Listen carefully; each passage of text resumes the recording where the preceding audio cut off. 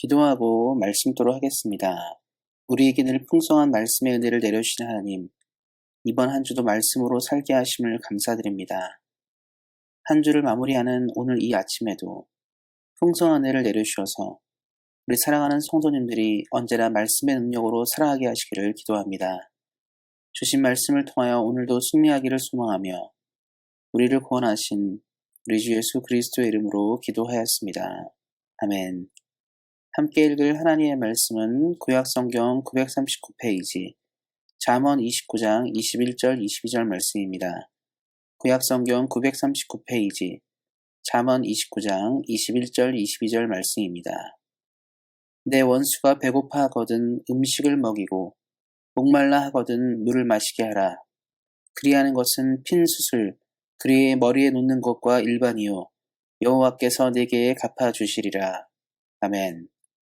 오늘은 이렇게 복수하라라는 말씀의 제목으로 함께 은혜를 나누고자 합니다.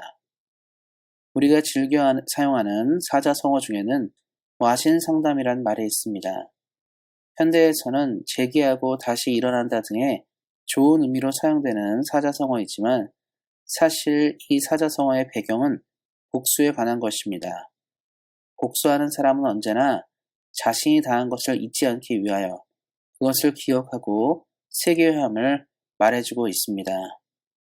우리는 삶을 살면서 늘 좋은 관계를 만나지는 않습니다. 때로는 우리를 고통스럽게 하고 힘겹게 하는 사람들을 종종 만나기도 합니다. 그 과정에서 억울하게 당하는 경우가 발생하기도 하고 잊지 못할 상처를 받기도 합니다. 이러한 일들을 만날 때 세상이 우리에게 가르쳐 주는 것은 잊지 말고 다시 갚아주어야 한다는 것입니다. 그래서 우리는 보복하고 갚아주는 것을 삶에서 자주 만나고 경험합니다.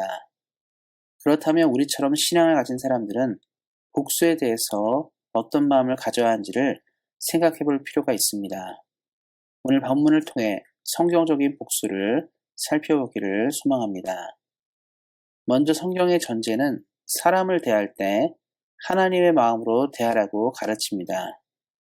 하나님은 사람을 대하실 때 언제나 긍휼함을 가지고 대하십니다.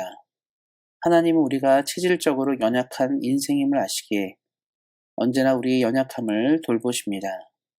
성경의 표현들을 살펴보면 하나님은 우리 인생들을 풀과 꽃처럼 금방 시들거나 약한 존재로 보십니다. 그러하기에 언제나 깊은 애정으로 하나님은 우리를 대하시는 것입니다. 우리는 수많은 상황 속에서 하나님의 마음을 아프게 하고 상하게 하지만 하나님은 그때마다 우리를 보복할 존재로 여기지 않으시고 넓고 큰 마음으로 이해하시고 품으시는 분이십니다. 성경에서 마주하는 수많은 사람들이 큰 죄악에도 용납받게 된 것은 그들이 대단하고 훌륭해서가 아니라 그들을 품은 하나님이 대단하시기 때문입니다. 이러한 하나님의 성품들이 하나님을 믿는 우리 삶에도 나타나야 합니다. 원수를 따뜻하게 하고 품어주는 일은 결코 쉬운 일이 아닙니다. 우리가 가진 성정이 이를 쉽게 용납하지 않습니다. 하지만 우리가 하나님을 믿는 사람으로 이 땅을 살아가기 시작할 때 우리는 원수도 이해하고 품는 사람들이 될 것입니다. 사도행전에 나오는 스데반 집사는 복음을 증거하다가 순교하였습니다. 죽음을 맞이하는 순간 스데반의 기도는 십자가상의 예수님의 기도와 무척이나 닮아 있습니다.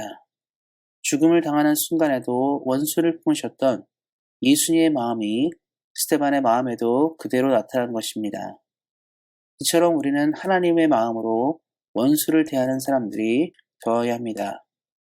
우리 사랑하는 성도님들이 이 땅을 사실 때 언제나 예수님의 마음으로 살아가시기를 예수님의 이름으로 축원드립니다. 그렇다면 우리는 억울하게 만나는 상황마다 무시하고 넘어가야 하는지에 대한 질문과 의문이 생깁니다. 그렇지 않습니다. 오늘 본문은 하나님께서 우리의 신원을 반드시 기억하시고 갚아주신다고 말하고 있습니다. 다만 복수의 주체가 내가 아닌 하나님이시라고 말씀하고 있습니다. 우리는 이 땅을 살면서 언제나 이 말씀을 명심해야 합니다. 하나님은 복수하는 것을 하나님께 맡기라고 하십니다. 그리고 우리에게는 사랑하라고 말씀하십니다. 사랑보다 더 큰 복수는 없기 때문입니다.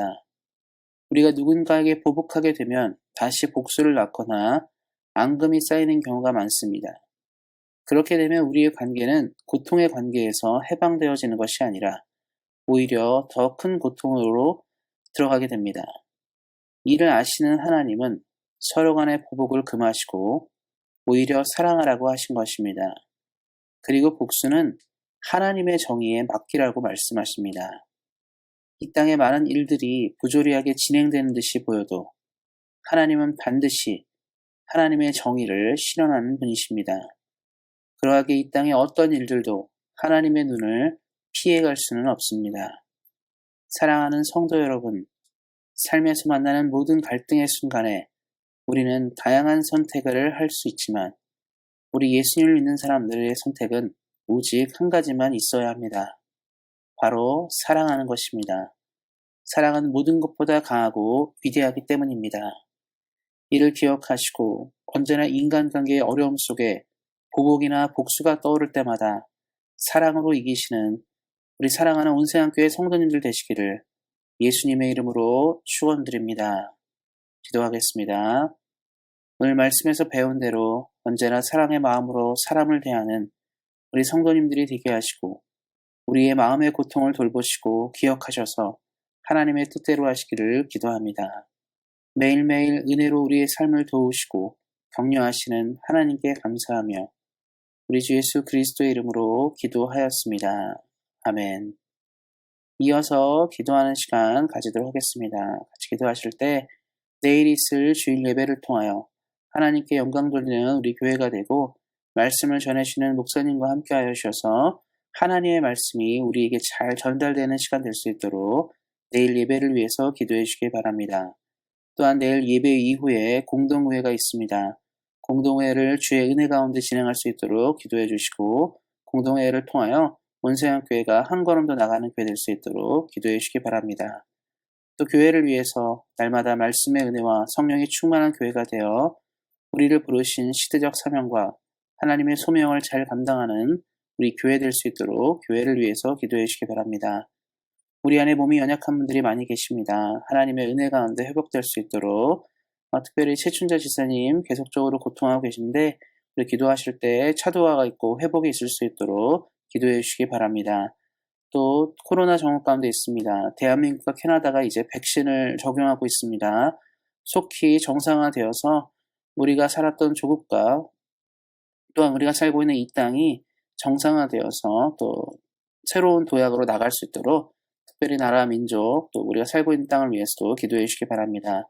또 우리 사랑하는 성도님들 개인 기도 제목 있으실 텐데요. 개인 기도 제목 가지고 뜨겁게 기도하는 시간 갖도록 하겠습니다.